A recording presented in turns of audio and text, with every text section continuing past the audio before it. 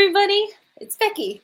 Can you believe it? We're on episode 11 of bringing amazing speakers to you to talk about their area of passion, their area of expertise, where they can speak truth and wisdom and empower us in different areas about homeschooling. And today, I'm really excited to introduce you guys to my friend, Debbie. Debbie is actually one of my superstar students inside of the Make and Sell Printables class, and I have gotten to know Debbie's love for, we'll just say food, which is one of our amazingly wonderful topics in homeschool. And I just wanted to say, Debbie, welcome. Thank you for joining us. Thank you for having me. Yay. So nutrition. My first glimpse, and I didn't tell you I was going to tell stories through this, so bear with me. But my very first glimpse of food and homeschooling came when I was teaching in a classroom of homeschoolers for the first time. And so I had all my stuff out, and this homeschool kid was in the class for the first time that day. And he came and he ate his breakfast right there at the table. And then about an hour later, he pulls out a bag of chips. And then about an hour and a half later, he pulls out a bag of pretzels. Food is very important. And a lot of times food, we don't think that much about how much, I'm stuttering, but how important food can be in our entire experience as homeschoolers. So before I go like on a million rabbit trails, I know that I don't know much about nutrition. I wish I did. So I am super excited to hear yours, just a little bit about your story. What does nutrition mean to you? And nutrition and homeschooling, what does this mean to you? Well, my son was, from the beginning, he had feeding issues, and I was supposed to know all of these things because as a dietitian, I'm trained and I worked for WIC. And I was counseling people on how to, this is what you should do when you're having issues with your children. And I thought I was just so educated on it. And then I had my own son. And all of a sudden it was reality. And there were so many things that I had to just throw away because he wasn't fitting that little mold that I had in my head, that little book, or how do you say, that box that I had in my head about what kids are supposed to do. And if you just do all these things, follow all these steps, then everything will, like that. Oh, if he's hungry enough, he'll eat, Right. Or if he's thirsty enough, he'll drink water, or, things like that. Right. So you had all this head knowledge of what you were teaching other people about nutrition, but then that kind of came to a head with your own son. He didn't, like you said, didn't fit the mold. So I know with nutrition in general, homeschooling in general, sometimes that can cause us to feel overwhelmed and guilty. Oh, yeah.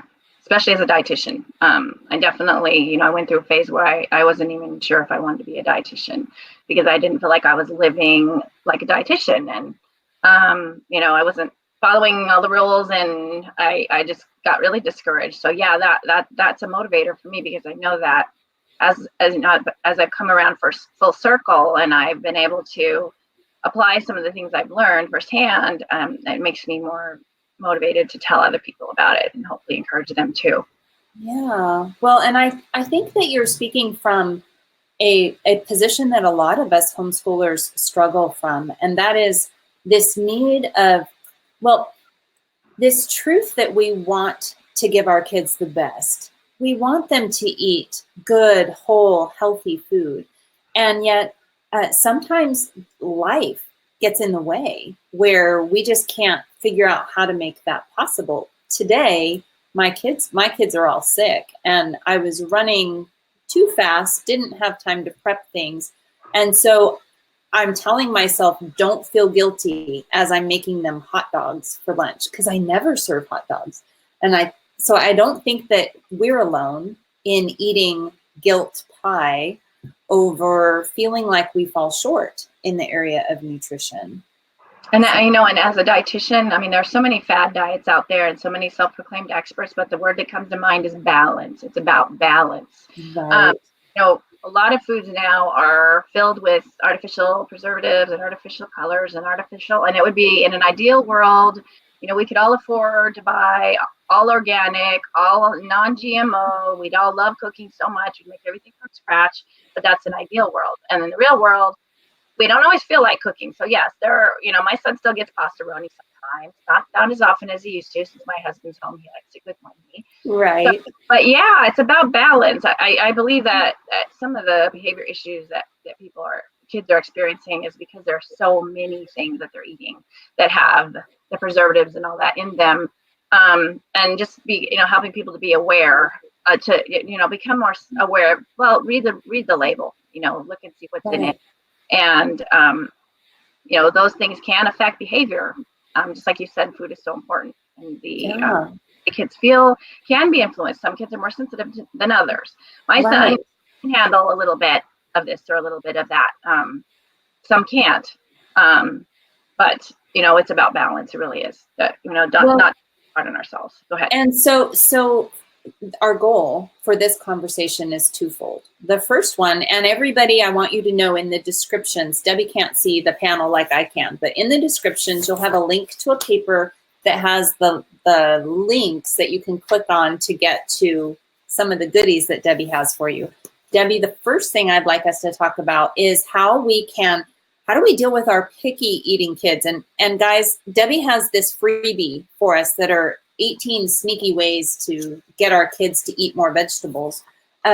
So the first thing I want to talk about is how do we deal with like picky kids? How do we increase their nutritional input when they're turning their noses at what it is that we're making every day? So let's start there. What kind of tips and tricks do you have? I actually absolutely love this handout. I actually printed it today, and a lot of it is basically stuff that I've tried, and I forget, right? I forget. Oh, that's right. I can do this. I can do that. And so, for example, my son, and a lot of kids, actually, especially ones that have sensory issues or have diagnoses like autism, have this thing about mac and cheese. They always want to eat macaroni and cheese, like with everything.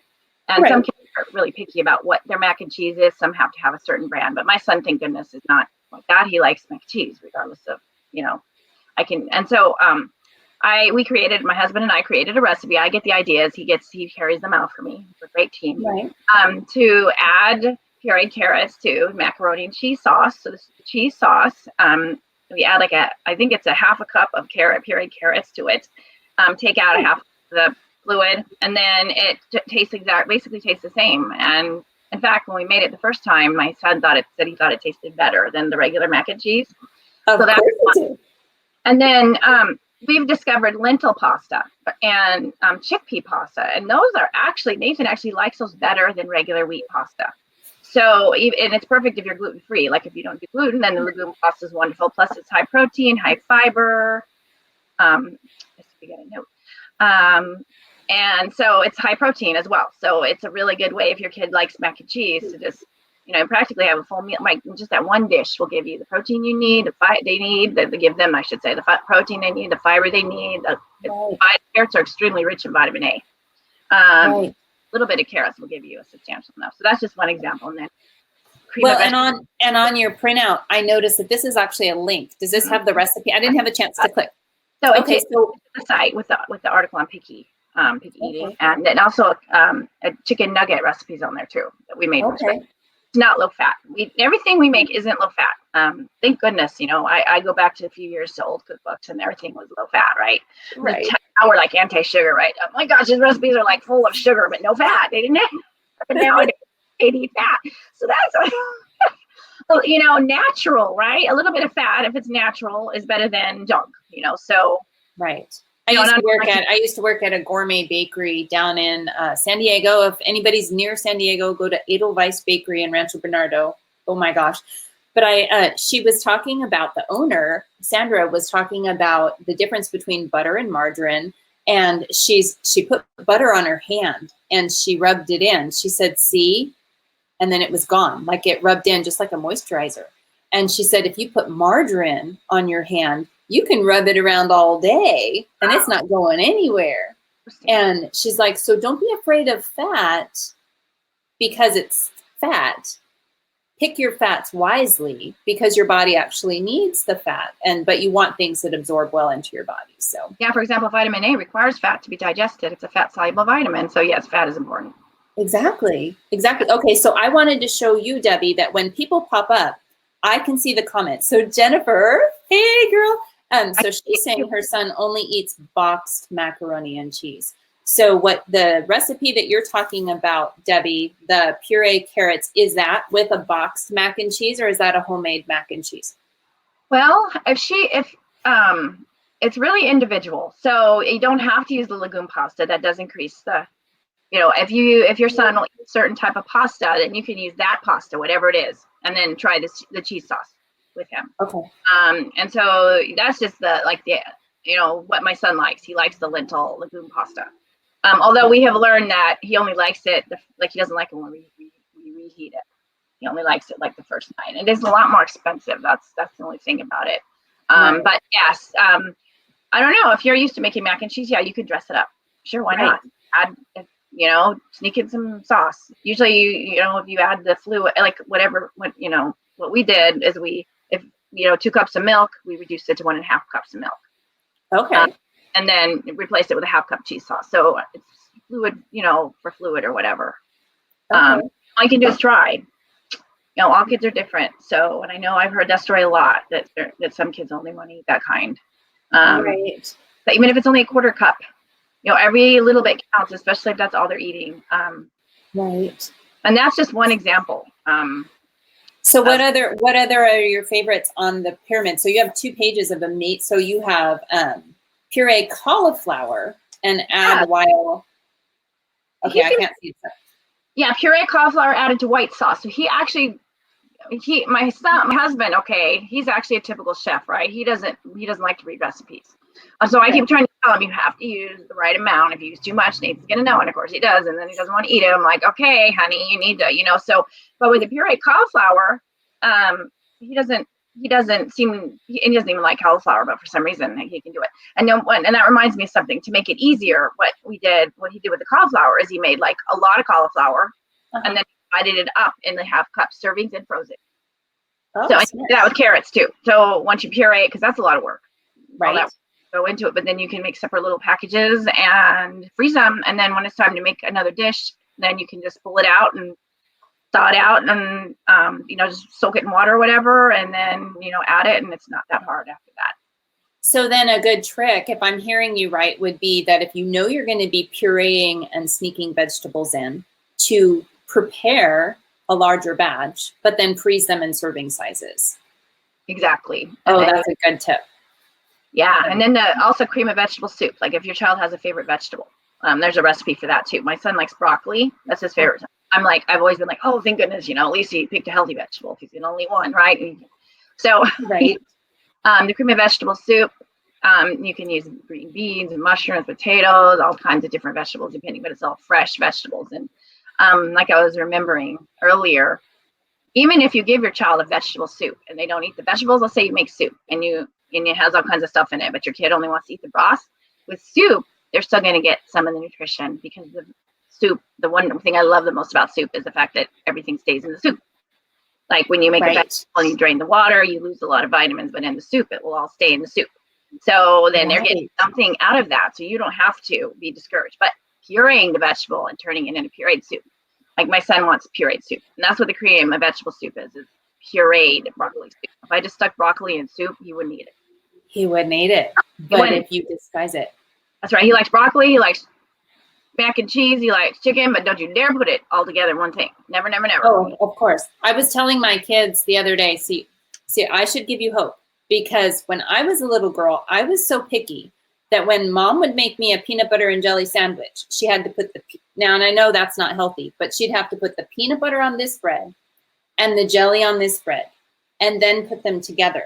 If she dared to put the peanut butter on this bread and then put the jelly on top of the peanut butter, I would not eat it. I couldn't handle the thought that they were together before they got together in a sandwich. I did grow out of that, but so sneaking these things into a texture then that the kids are getting more as they're eating is a really, really good tip. And Jennifer was saying maybe the carrots will make it orange enough that he thinks it's homemade, it's craft. So that's true. That color does add to it. It does.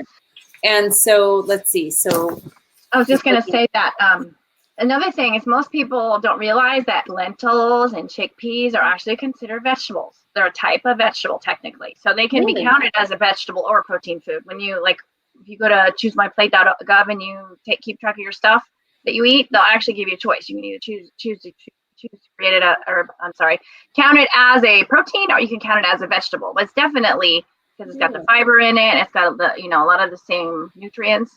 It's not technically a vegetable in the strictest sense, but it's a vegetable.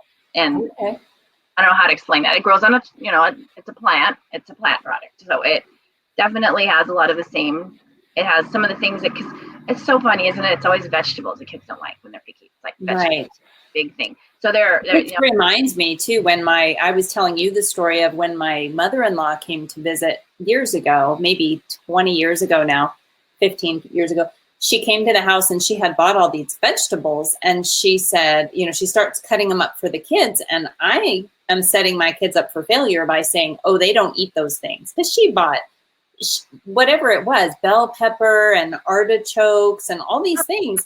And she goes, oh, no, it's okay. So she created a platter and she set it on the table, and she just half-heartedly said, if you guys are hungry, you're welcome to help yourselves on the platter, anything that's there.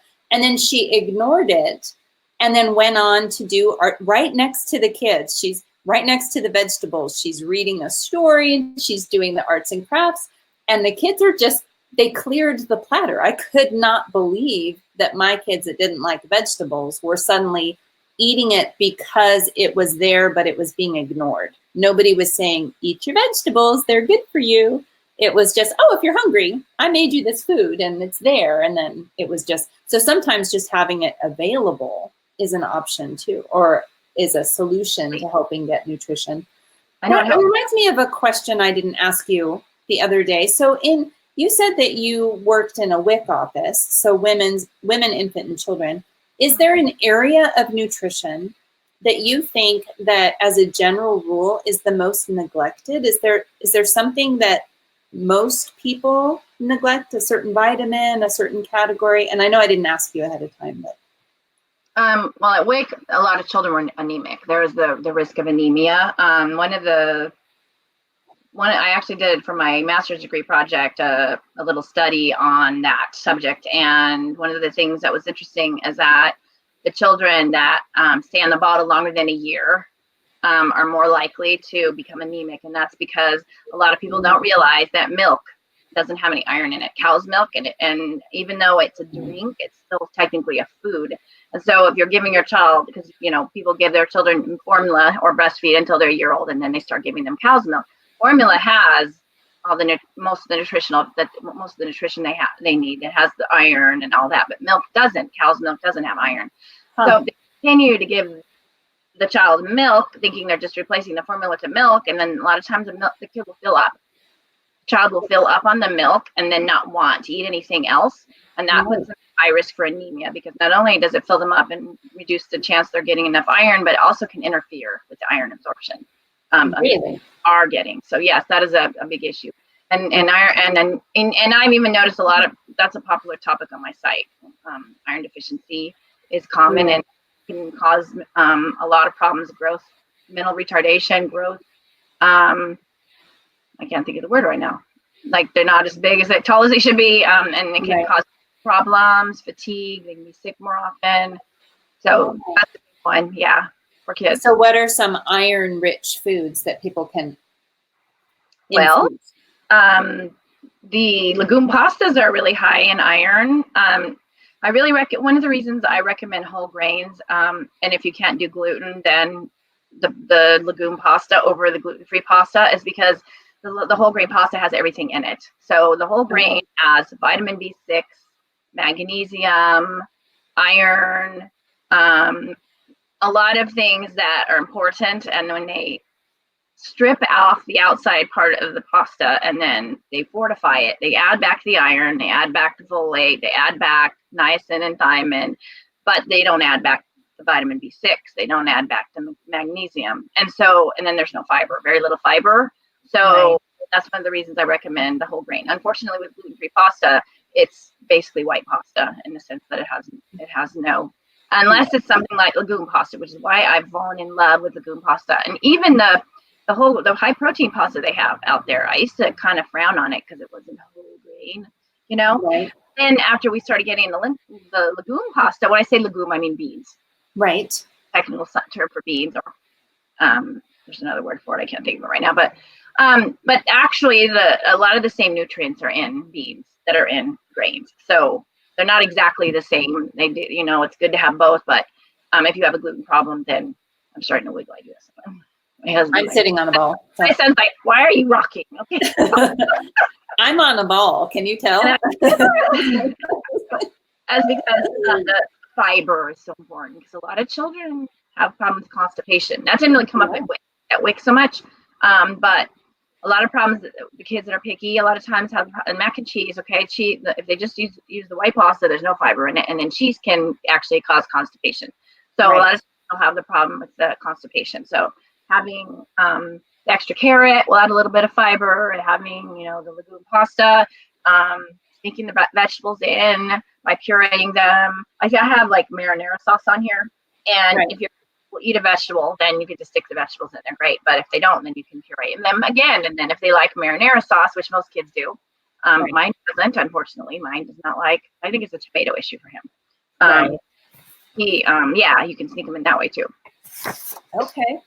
So sneaking in vegetables, my kids like juices and smoothies, although we don't eat them a lot, but you can really sneak some greens in, especially if they're masked with some fruit. My kids love those. So just being purposeful, trying to add extra vitamins via the whole foods, that kind of thing, it really makes a difference when you take a recipe and you just do a little bit of prep ahead of time so that you can add those things in. That's huge. That's really good. Yeah, they're great ideas, and I love all the suggestions on here. So homemade. So the smoothie, I want to bring some up with that. So one of the things that really bugs me is these like no carb diets that are being touted out there. They're, like, you know, they're trying to make it look like there's no, like, carbs are bad for you. And coming from a biblical perspective, God created the trees and the vegetables, and actually Adam and Eve were vegetarians at the very beginning. And so, you know, Christians actually sometimes will like be on those kind of diets, and it's like a pet peeve of mine.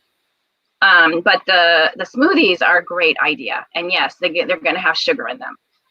Most kids, I have to say, the only kid I ever met, guess who the only kid I ever met that didn't like smoothies? Yours. Mine. Every other child I've ever given a smoothie to loves them. A friend who has a child with autism, and he came over one time, and I had to give Nathan carnation as breakfast, and I gave him the smoothie. And so that's a really good one. Yeah, you can do all different things with smoothie, all your favorite fruits, you know. We do lots and we do like the spinach and the kale and all that stuff to get those extra things too. We haven't done them in a while, but my kids love them, especially if you put an orange or pear or apples in there too. So switching gears, just in the interest of time. So anybody that watches this either now or later, make sure that you get the 18 sneaky ways to get in more vegetables from Debbie, and that the link is over. See, hers is in color. I don't have a color printer. It's so much prettier in color. But then the links. The other thing is that Debbie actually is one of my superstar students in the Make and Sell printables, and she actually is somebody like me that likes to create learning materials to help our kids. And the reason I want Debbie to share what she has, and the links are over there for you, is that as a homeschooler, we have a unique position to take something so important like nutrition and to lay it right into the things that the kids are learning, and have it take the place of other parts and pieces of teaching, so that the kids are involved in the whole process of thinking about what they're going to be eating, getting the things from the store, and preparing the meals. That whole life lesson really adds value when they're a part of the party, feeding everybody. So Debbie, I wanted you to explain, now in your store, you have a lot of products. So I wanted, if it's okay, if you focused in on the complete ones. So you have a middle school meal planning curriculum, and you have one that's also for elementary school. I'm assuming they're similar. Is that true? Oh, actually, I had somebody suggest that I put them on this. They're all the same. Oh, okay. Suggested that I do that because they are for all ages, like from preschool all the way to like 12th grade and even above the level. Okay. But I guess that doesn't always resonate with people when you say, oh, it's for everybody. So she suggested that I, point out, yes, it's great for elementary. Yes, it's great for middle. And yes, it's great for high school. And I have been a little bit worried that someone's going to buy more than one. But if they do, I will give them their money back. Okay, got it. So it's the same product. Excuse me?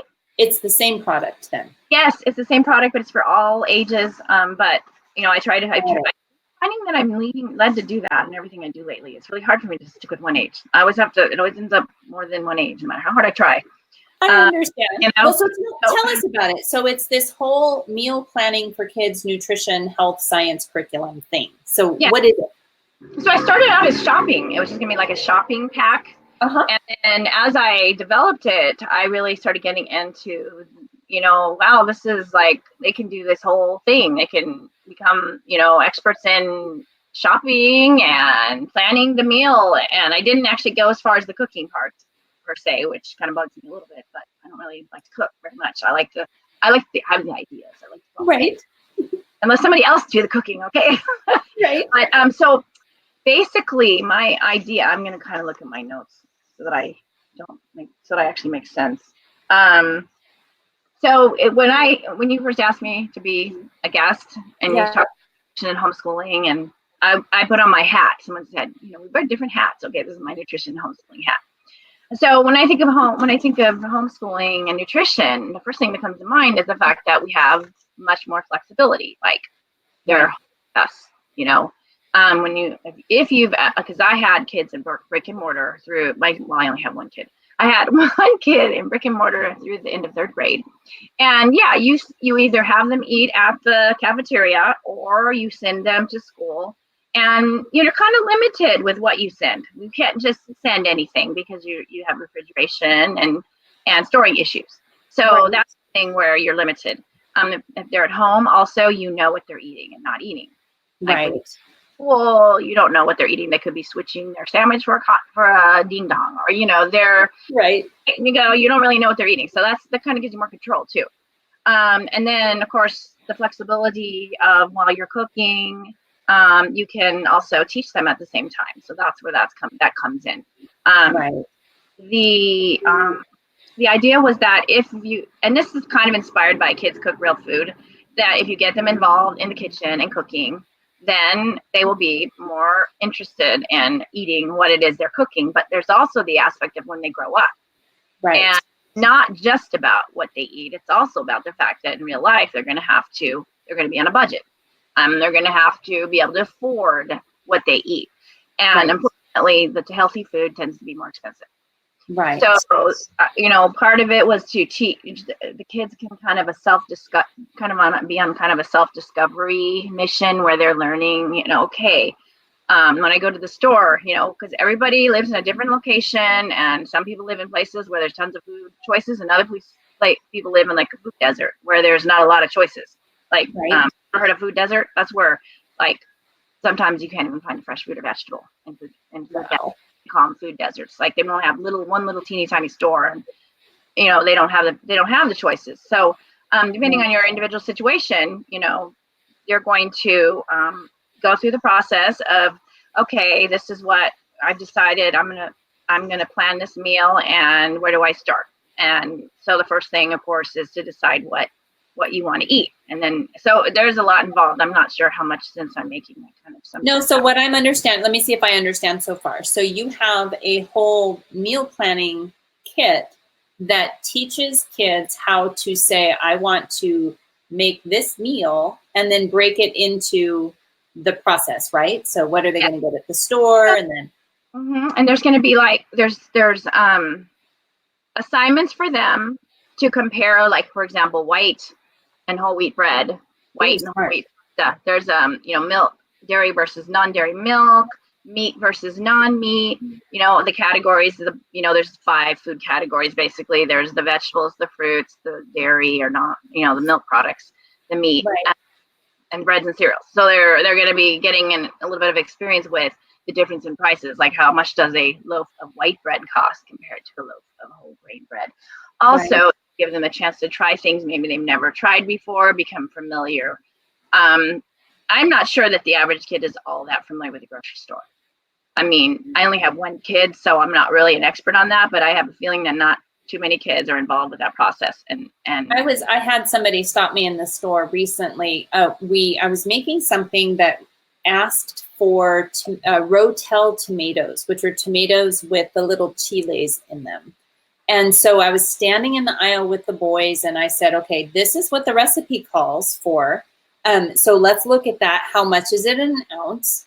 We looked at the back. We said, what's inside? We said, okay, it's tomatoes and chilies. So then we went and we grabbed a tomato can and a chili can and we said, okay, here's the real ingredients. Is it cheaper for us to make our own Rotel tomatoes or should we buy this? And so we do this all the time where we stop. And so we had this whole discussion and then this mom walked over and she said, I think what you're doing is amazing because you're teaching your kids to think how they're choosing their food.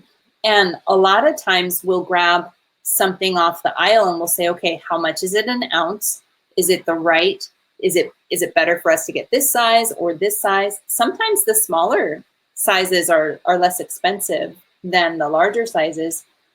I kind of cheat because not cheap, but one of my kids works at a grocery store. So I'm in the grocery store every day. But we're always having this layer of conversation of talking about the food, talking about the nutritional value, talking about the cost per size, per ounce, the trick that the grocery store plays where they'll have one thing that's priced per ounce, and then they'll have another thing that looks cheaper, but it's priced per pound. So you can't tell quickly which one is the better deal.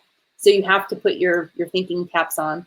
But so it sounds like your product goes through and it walks kids through all of these things. Yeah, that's exactly what it does. And I'm thinking you're not the average typical parent. No, I don't think I'm average. Even do that. That's still, this is like stuff they can do in writing, and it can get high school credit for it. Yeah. Depending on your state, most states require at least a half a unit of health science.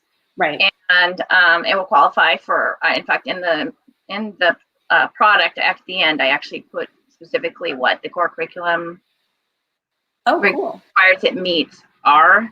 And there's so much of that, and I feel like it's hard for me to find out to discuss the details. But there's that aspect of it. And when you were talking about the tomatoes, canned tomato versus, that's the thing. Okay, it depends on what time of year it is.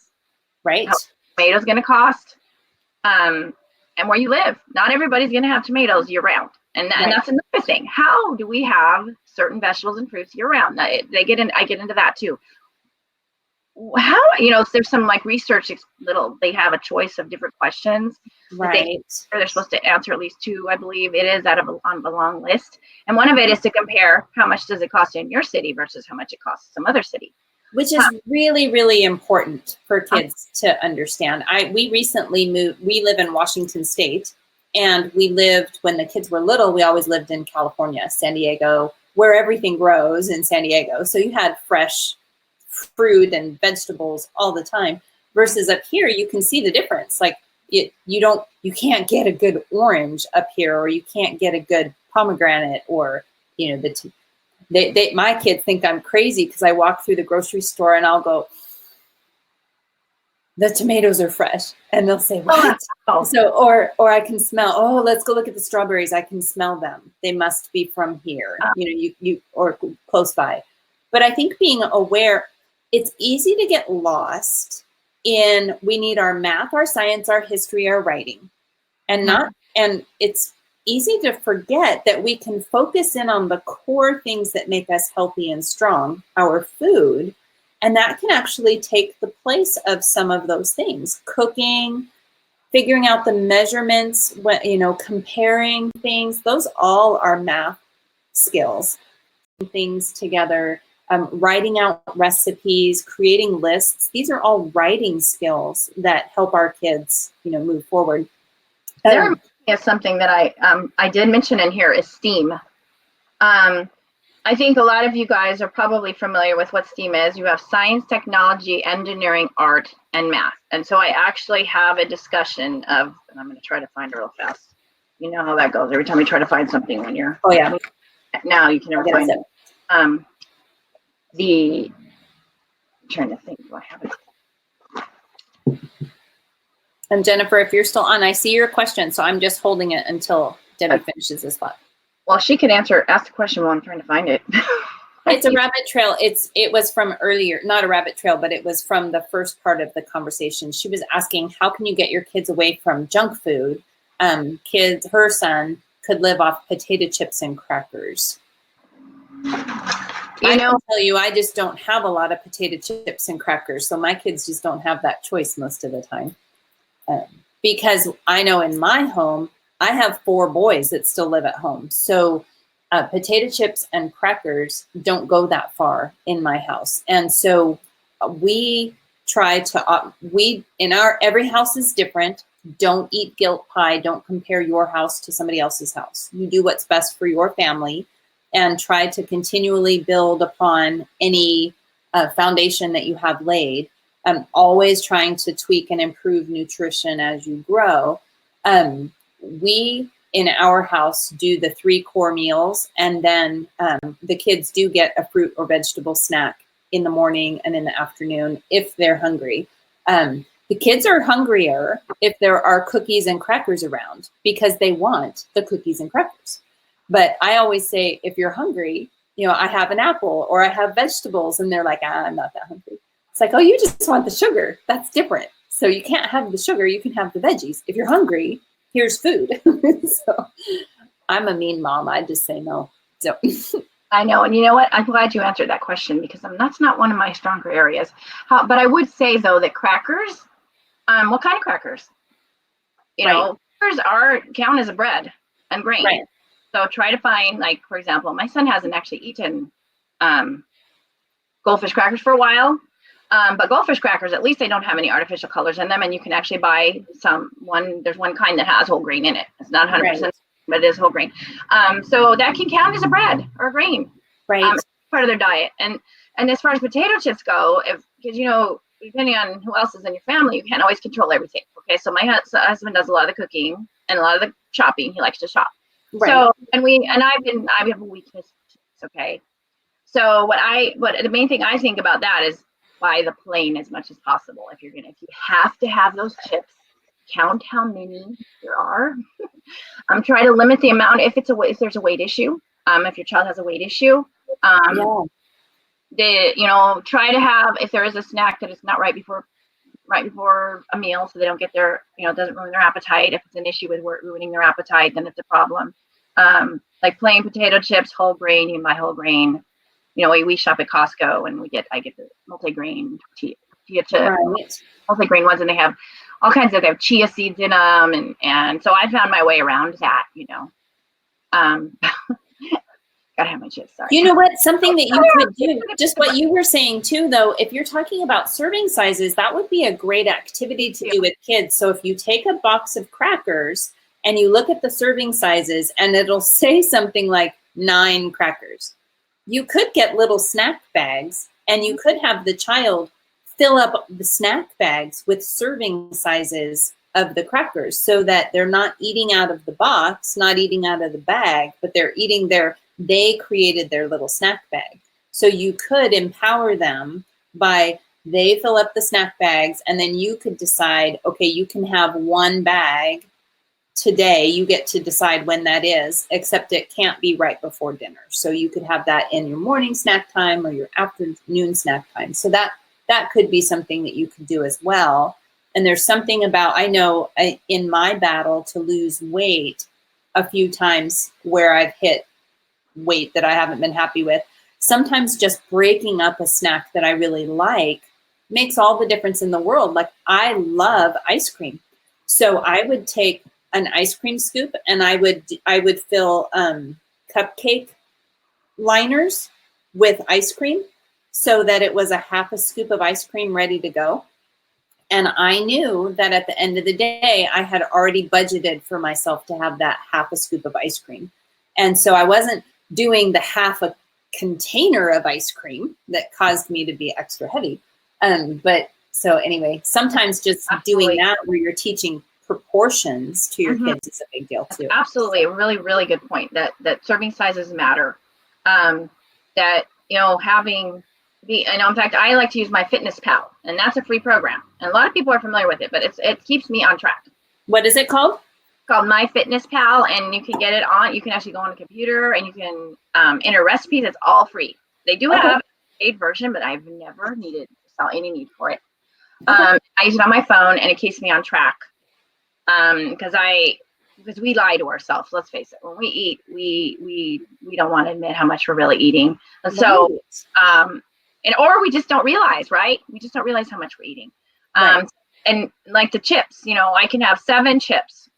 And sometimes I would rather have 7 chips than a sandwich or a piece of bread or whatever, because, so the chips too, depending on what they are, they can count as part of your, it's about balance. Again, it's about balance.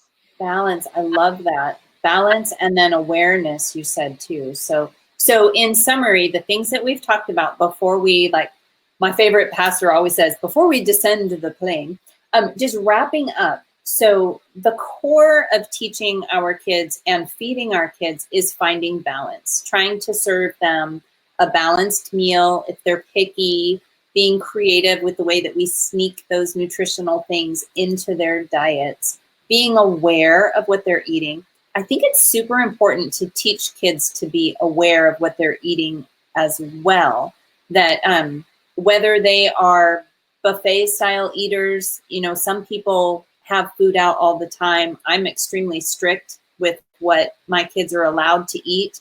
Because I have all boys, they will eat me out of house and home. If I just say, eat when you're hungry, we'd go broke. We can't do that. So I'm very on top of what my kids eat, but them understanding what good choices of food are, including them in meal planning, including that in part of the school or the learning portions of the day where you're counting the fact that your meal plan. See, this is, I think, where some homeschoolers can trip up, is that they want to teach nutrition. They want to teach shopping tips and tricks and how to break down a recipe into what they're getting at the store, but they put that on top of all of the other work that their kids are already doing. So our kids get heavier and heavier with how much of a workload they need to be, when in fact you can take this stuff and it can just take the place of whatever it is you're supposed to do for the day. Which is where I actually found the STEAM page. So science, because so you STEAM science real fast, the nutritional value foods and food science, and there is an entire section, and I included, because government materials are not copyrighted, so I was able to include certain materials to make it easier. Search basically. So there's questions they have to answer. There's multiple choice. There's matching. They will become very familiar with vitamins, the nutritional value, what they're good for, what they're used for in your body. That's where you start getting high school level, depending on the abilities of your kids and even above that. So they will be very knowledgeable on nutritional science, and that can count as science. That's chemistry, actually. Biochemistry, that's what nutrition is. Nutritional science. I didn't know that, and I did not like biochemistry. I had known at the beginning that it was good. I might not have done it, but anyway, it's a lot harder than people realize. Most people do not realize how hard nutrition is. And then technology, how is food processed? How does it get to the can? How do they, how does it stay fresh? All that kind of stuff. That's technology and engineering, right? Genetically modified. What exactly is that? Right. What's the between genetically modified and non-genetically modified? This is all stuff that they get a chance to explore in this product. Radiation, what is that? Is it safe? Art, creating recipe books, simple coloring and clip art for younger children, drawing, painting, coloring. There's so much stuff. Creating food programs. You could create an older kid could create an entire food analysis software program or something like that. There aren't that many of them out there. Right. Of course, math. adjusting recipes. And I meant to mention that there's a huge budget thing part of this. There's what's called the Thrifty Food Plan, and that's what they use for SNAP, Supplemental Nutrition Program for. Okay. And I challenge the kids in this product to see if they can feed a family for $20 a day. I think it's $20. So and to find out what's the least amount that you can feed a family for. And then I do guess I actually have a supplemental thing that I added in addition for extra structure, and because you have to determine how much you're going to determine ahead of time what your budget's going to be, and you're going to see what you do. Because there are so many things to consider. There's what your family likes and doesn't like, what they're able to eat and aren't able to eat, where you live, how much is all this stuff going to cost. If you had all the money in the world, it would be so much easier to just, this is what I'm going to eat, and I'm not going to, but that's not reality. And so it's to sensitize them to the reality of how much it costs to eat.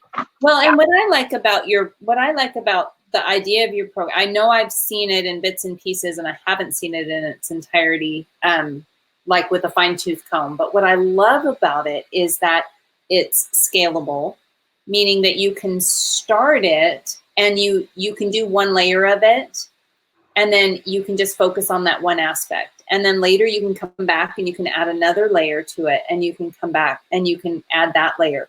Because when I first got married, I knew how to make spaghetti and Thanksgiving dinner.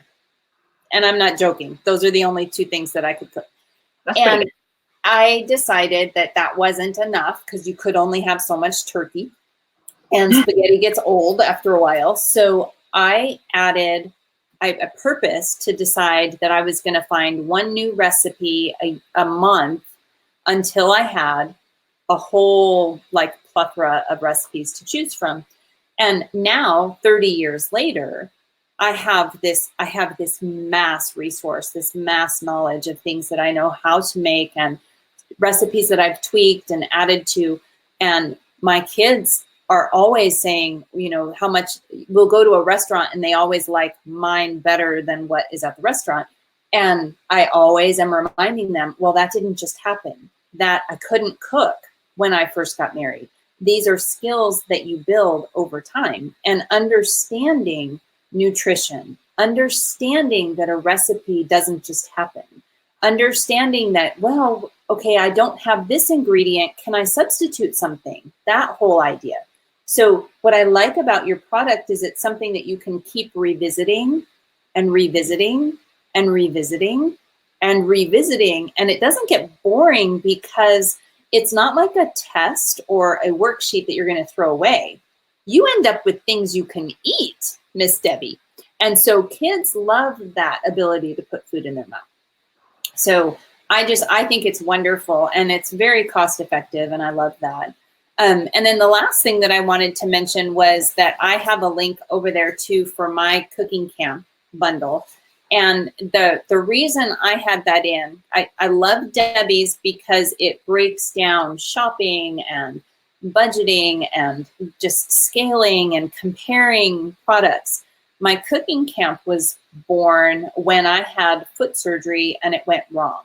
And so instead of being up on my feet in a couple days, I was actually down for 6 months. And there was this period of time that I couldn't cook. And so my husband, like your husband is the cook, my husband is a saucier chef in his early days. And so he rallied up all 5 of the boys and said, gentlemen, you're in charge of the kitchen. And he taught them. He had prep cooks, associate cooks, executive chefs. He had a cleaning crew, and he took a few recipes and he'd put each kid in charge of a certain recipe. And then they were in charge of making sure that all the ingredients were in the house, that he had the shopping list so that he can get what they needed at the store. And then he would supervise the whole thing. And the very first recipe that they made was why I sat back from my sofa and I said, other people need to know about this. And so I just collected what he did and I packaged it into this cooking camp for kids. The boys made this roast that is cooked over 10 hours that then you shred and you make these baked and toasted rolled tacos with shredded lettuce and guacamole. And I remember eating this recipe from my little perch on the sofa thinking, oh my gosh, I cannot believe my children just made this dinner. And so then now in this whole process, so having the kids empowered to be in the kitchen, my husband helping, making sure they had proper knife skills. Oh, do you see the light just changed in my universe? They have proper, they have knife skills, they're cleaning. All the kids have food handlers, like they all went through and got food handlers cards.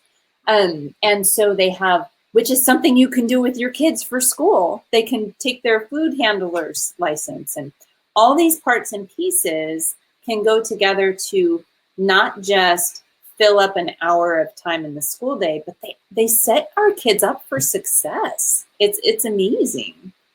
So anyway, I feel like you had that. I'm so glad you had that, because you know what, I'm sure you know, because you make products, you're always feeling like, oh, I should add this. Oh, I should have added this. Oh, I should have did this. The food safety was a big one. But I actually originally, and I may eventually, but like I said, cooking is not my big thing. And then I don't like to reinvent the wheel. If someone else has already got a great product, I don't see why, but I actually was thinking about food safety and how I didn't really integrate it in there. Yes. I was just looking at Danny's, so adult son with autism, slowly learning to cook, but needs simple, easy to follow recipes. I don't, in mine, in the cooking camp, some of the recipes are, I wouldn't necessarily say that they're kindergarten ready, but they have skills in there, like how do you make mashed potatoes, or how do you slice an onion, or that kind of stuff also. But they're family favorite recipes. So my shepherd's pie, my baked rolled tacos, all those stuff. But Debbie, I think that when you put all of these ideas together, people's kids can really be set up for success. So they can learn how to navigate a grocery store and to feed themselves well, how to take a recipe and to break it down into a shopping list, and then in the store find the best cost-effective way.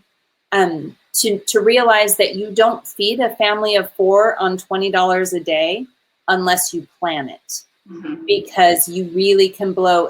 I'm always telling my kids, the hardest area of a budget to control is food, because it's really easy to stop at safe on a Subway or McDonald's or Taco Bell or whatever your thing is. It's really easy to order a pizza, but it's not the best for your body, and it's like a hole in the bucket of your budget. So you've got all these parts and pieces. You've got easy recipes in the cooking camp. You can incorporate food handling safety, which is something that they can at least have that they can take it as early as 10 even. I mean, you just need to be able to read to get your food handler's card. But once you're employable, that card is good for 2 years, and it can actually help you if you go into food service in any way, shape, or form. So I don't know. I think between everything that we have here, it's kind of like the whole enchilada of setting kids up for success. Their bodies need the nutrition. Their minds need the knowledge. Their pocketbooks in the future need the ability to keep track of their finances. And it's super important, and it's neglected if you just follow, a boxed kit of curriculum for an 8th grader is not necessarily going to help kids learn these things. These are the things that are missing in like a public packaged type education. And that's one of the things that's very frustrating as a dietitian, is not only do you have so many self-proclaimed experts out there, right, and that people don't really always see it as important. Right, but it's huge. The bottom line is, can my kid use it for graduation? And that is important. That's so important. And my son is great, and I know that's important. But it really isn't. It really shouldn't be a extra. No, well, if I have time for it kind of thing, because it affects how we feel. It really does. It does. How we feel, and our kids too. It does. So I'm not seeing, let me just scroll through. You can't see the screen that has all the comments, but I am not. So I'm seeing most of them are already popped back up. So Jennifer was talking about the animal crackers, living off junk food, learning recipes. So Danny, just popping yours back up, finding easy to follow recipes one at a time and mastering them is really, really a good thing. And the other thing too is to not feel bad. We live in America, and in America, Americans think that you have to eat different meals, different days, every day, and you don't. I think it's important, like in our house, when our kids are cooking, it'll be like Taco Tuesday or homemade pizza Friday. I make homemade pizza every Friday, or, pasta Monday. It's okay to have a theme and to have the kids master these different recipes. One of our homeschool goals is that, and it's one of the minor goals, but that the kids will graduate and move out on their own with a toolkit of things that they can cook themselves, so that they don't find themselves only able to cook 1 or 2 things, that they can actually prepare 5, 6, 12 meals and have them be healthy choices. So I think it's important. And have a clue about how much it's going to cost to do that. Exactly. Not to be shocked when they go to grab, I remember when I first started cooking, really cooking, that I would look at recipes and then I'd go to the store and I would spend a fortune because of all the spices that the recipes would call, just the spices alone. And so very quickly I had to learn, okay, I can only afford to try 1 new recipe at a time.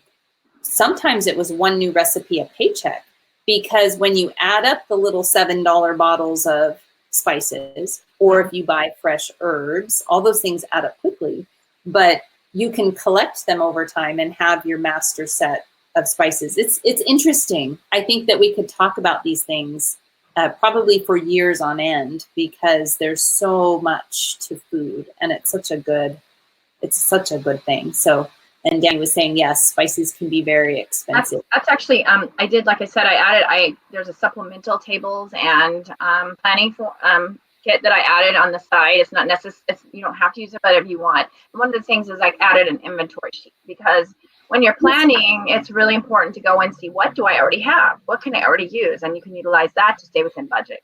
Right. So, once you make that investment in that $7 spice, then you can use it again. And, and depending on how often you use it, it might last a few years or something like that. Although I guess you're technically supposed to throw them away.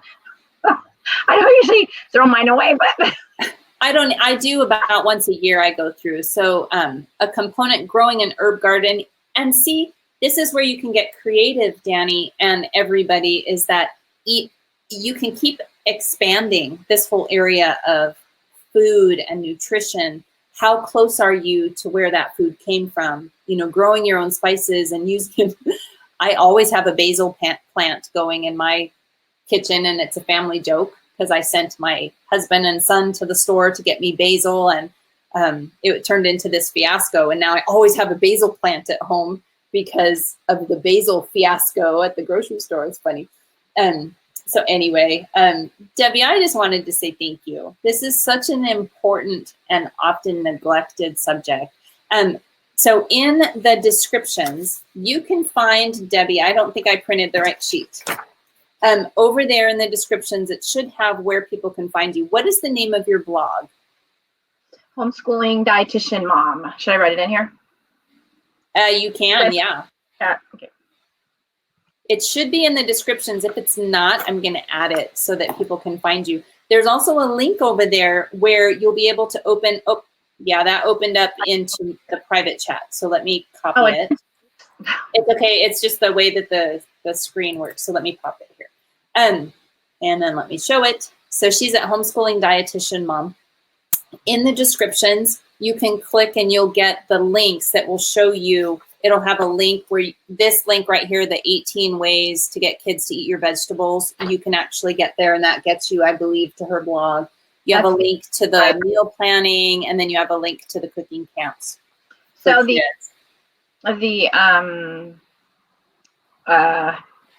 I was going to say, it's a separate page. In case you go to the main page, it just says subscriber sign up page. I created a separate page. Oh, okay. For that one, we'll make sure. And then the other one is actually on Teachers Pay, but I do have that on my blog too. That product is on my blog too. Same price. I get more from it though. If you. Perfect. No, I think it's great. You have a lot of value, and Debbie, and I'll close with this: that one of my favorite things about having other people on is that when they come on, they are sharing from that place that makes their heart beat faster. That thing that when they go to sleep at night and they wake up, that they're like, oh, I really want to talk about this part of nutrition or that thing. And I can't thank you enough for sharing your passion and just your knowledge. This is something that we all need to pause and be more aware and to seek balance, you know, in our own homes. So I just wanted to say thank you. Thank you for joining us. So, and don't go away. Don't say thank you for having me, because you're so much fun to talk. Oh, you're so sweet. This is like the highlight of my week, or I just love doing this. So anyway, Debbie, I'll be right back. Actually, until today, I actually didn't feel stressed today, but I was a little Oh, you did great. Yeah, I know, but I'm not. Today I was like, I had a piece. I'm like, no, it'll be fine. No, you did great. So Debbie, I'll be right back. Okay. Oh my gosh, wasn't that amazing? Okay, nutrition is truly one of those neglected areas in homeschool. Not in every homeschool. I know I'm speaking for myself that this is an area that the kids need to hear over and over and over and over again to build on what they already know, adding one little piece of knowledge at a time. As we walk through our day, we're going to be cooking at least 2 meals a day, if not 3 or 5, depending on how big and strong our families are. So bring our kids along for the journey. Teach them about the food that they put in their mouth, how much it costs. Danny, you asked about this live stream. Yes, after this video is processed, I upload it. It'll still be here. It'll be on my blog at the link up in the descriptions, and I do load them up into my YouTube channel as well. I have a growing series. This is episode 11, and there are all kinds of expert interviews out there already. So thank you for tuning in. Next up on Thursday, we're going to be talking about homeschooling challenging children. Now, I know you don't have challenging children, but somewhere in the universe, you will know someone at some point in time that has challenging children. And so that will be a fun one to tune into too. So if you don't want to miss anything, drop a comment below, and you can actually follow the link in the descriptions. And Jennifer's like, no. Follow the link in the descriptions to my blog. And then on that post, there's a spot where you can subscribe to the messenger bot. I try to send out blasts when I'm getting ready to go live so that you don't have to miss any of them. So anyway, you guys have a great day. I love you bunches, and I will see you next time. Bye-bye.